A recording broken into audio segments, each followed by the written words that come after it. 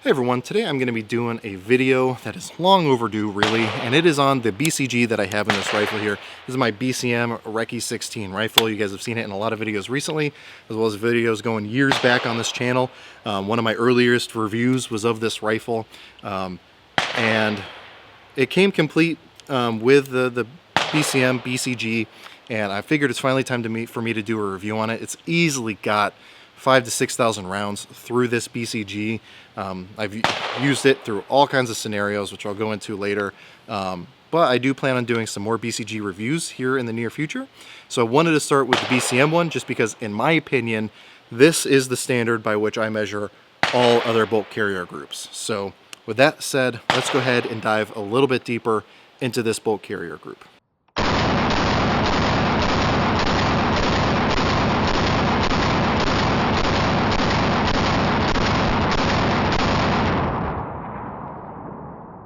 So let's go ahead and take a closer look at this BCG by taking it out of this rifle here.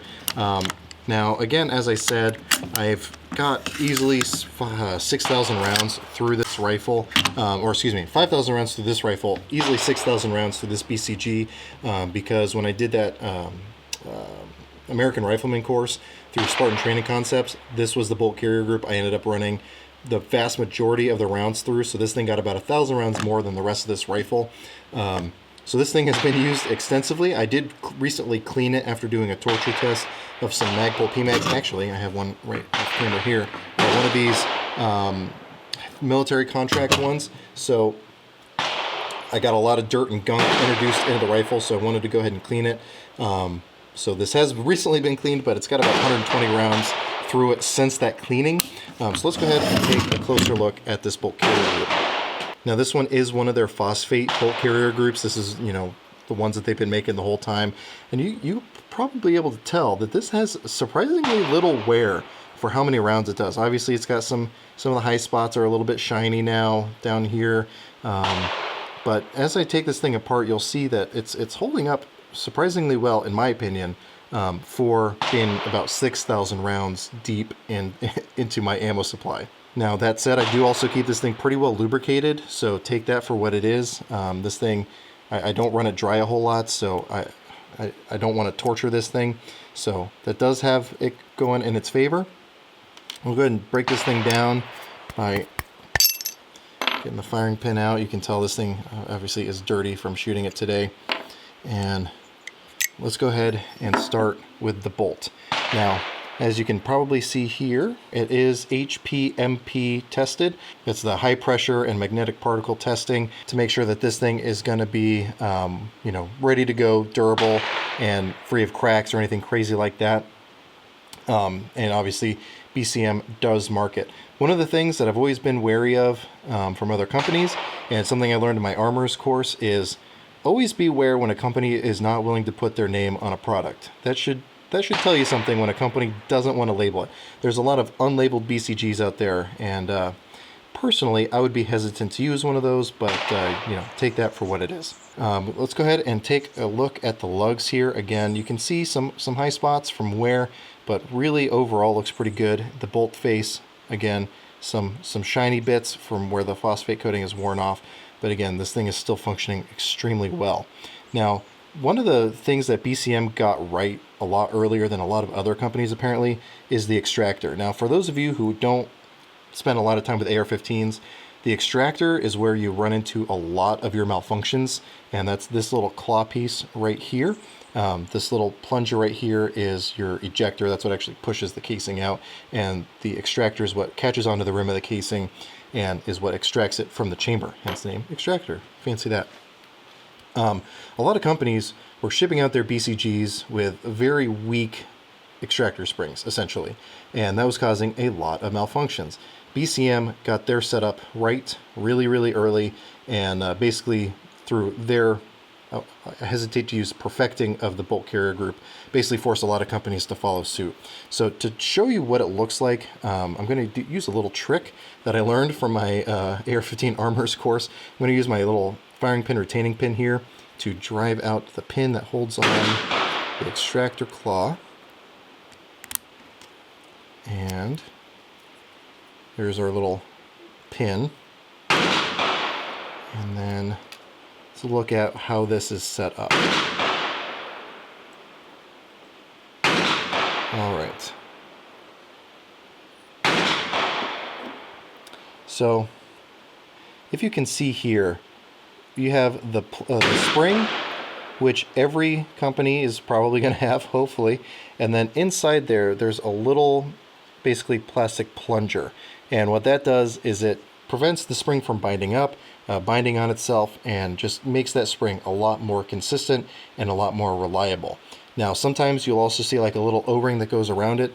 I'm not seeing it in here. I don't think that it ever came with one, but that plunger alone gave this thing a lot more extractor power. Ooh, let's get that focus back here. Gave this thing a lot more extracting power than a lot of those cheaper bolt carrier groups that were available on the market. Again, as I said, a lot of companies have followed suit, but BCM's been doing it right all along. And this one is probably gonna, I might change out those components here soon, just again, because this bolt has probably 6,000 rounds. But let's see, because normally I like to make it so I can't just with thumb pressure drive this pin back in.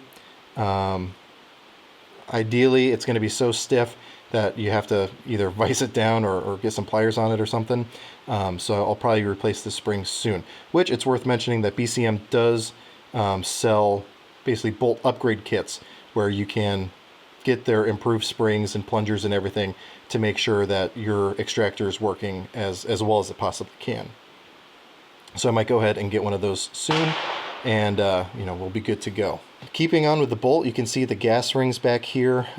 They, again, were fine. I have not replaced them, and they seem to be holding up just fine.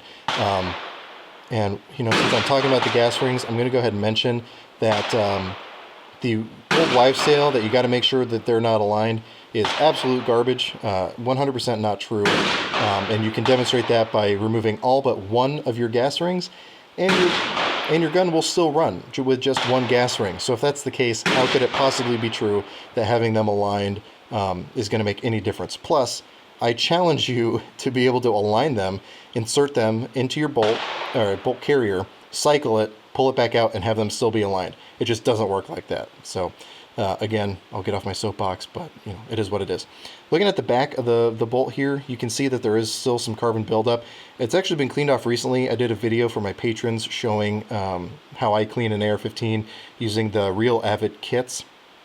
And part of it is a bolt scraper.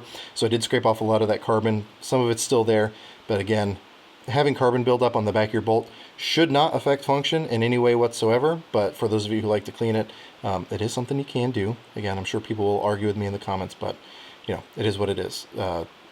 Again, this thing, I have other bolts that have several thousand rounds through them that I've never cleaned the carbon off of, and they're running just fine. So I feel comfortable with that.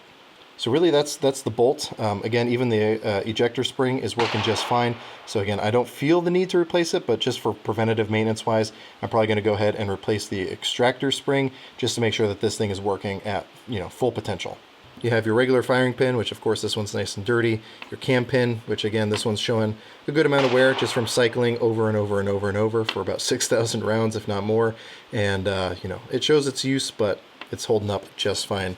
But again, I do like to run mine pretty wet. Looking at the bolt carrier closer up, you can see that even their etching on here is holding up just fine, even through all those rounds.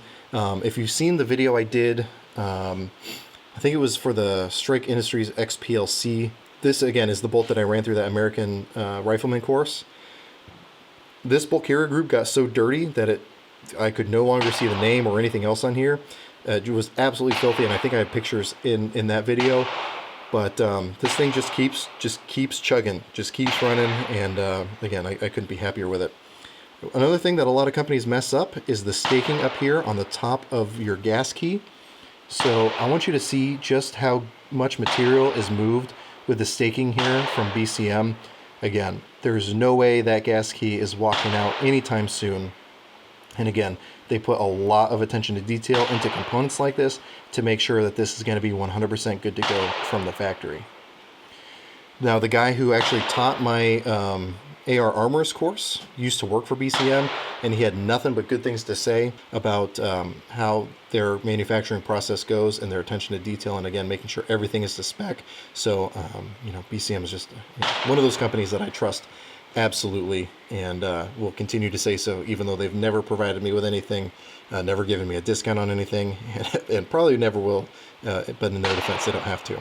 Now, if you don't want the phosphate coating like this one, they do make, I believe it's a titanium nitride, I could be wrong, but it's an FTE bolt carrier, which actually looks really, really cool and would probably work really well in my BCM, just because I think the burnt bronze on the bolt carrier group would match up pretty well. And I've heard good things about those, and again, I would feel very, very comfortable putting one of those in my rifle, just again because BCM's track record has been so good, and I've had nothing but good things to say about all the products I've ever owned from BCM.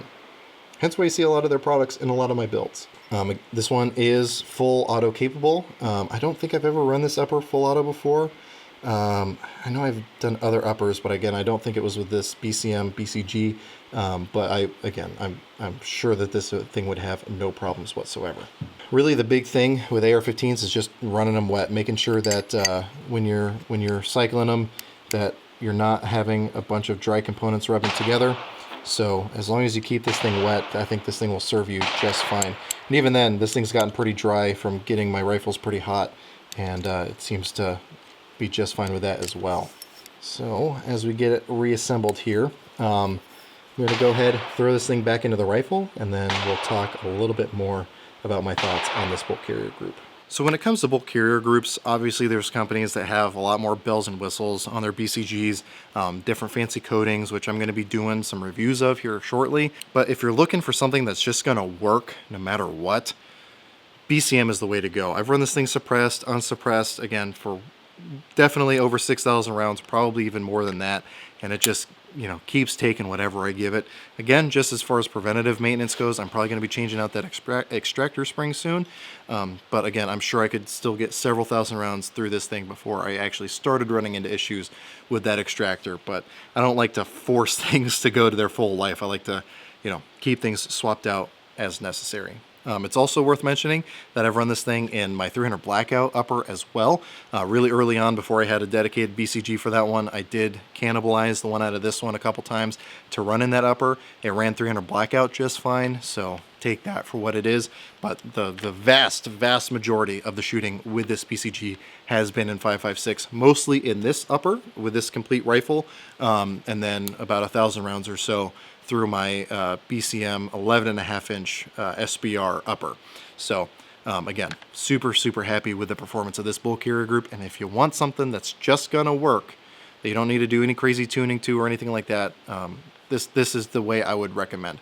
Now again, I'm going to be doing some other videos here in the very near future with some other really interesting bolt carriers, in my opinion, bolt carrier groups, I should say.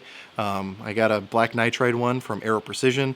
I got one of the Sharps brothers. I'm going to get the acronym wrong, but one of the new Sharps brothers enhanced bolts, bolt carrier groups. And but again, before I did those, I wanted to really set the baseline with this one from BCM, because again, there's a lot of really good ones out there. Again, I'm going to show you a lot of really good ones, but this again is the one that I measure all other bolt carrier groups against, because again, it's been running so well for me, and I've heard nothing but good things, even from other people.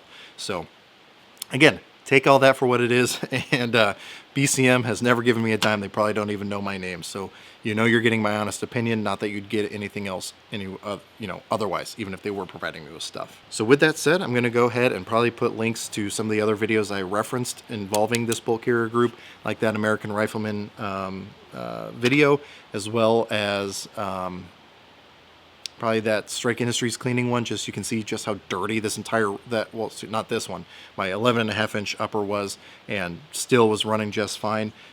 Just so you guys can see for yourselves, again, all that stuff. If you are interested in those other bolt carrier group reviews as they come in the future, definitely subscribe to my channel so you can see those as they get released. And also, if you feel so inclined, I do have a Patreon page. People who are supporting me on there do a whole lot to help me fund different videos, whether that be purchasing ammo, securing firearms to be able to review on this channel, and all that. I post all my content there early, as well as posting some exclusive content on there. So again, if you feel so inclined, definitely check out my Patreon page. I would definitely appreciate it, because YouTube is doing their damnedest to make sure us gun guys make little to no money. But again, take that for what it is. But if you have any questions, comments, or concerns, go ahead and throw those in the comment section down below. I'll try to get back to you as quick as I can. Sometimes YouTube's a little wonky with how they alert me to different comments and stuff, so I may not see it right away. I may not see it at all. But again, I'm doing the best I can. If you have a hard time reaching me on here, try to reach me on Facebook or Instagram or anything else. Although Instagram sucks as far as notifying you about messages from people you're not following. Anyway, all that said, as always, I hope you're able to get something out of this video, and I really appreciate you watching.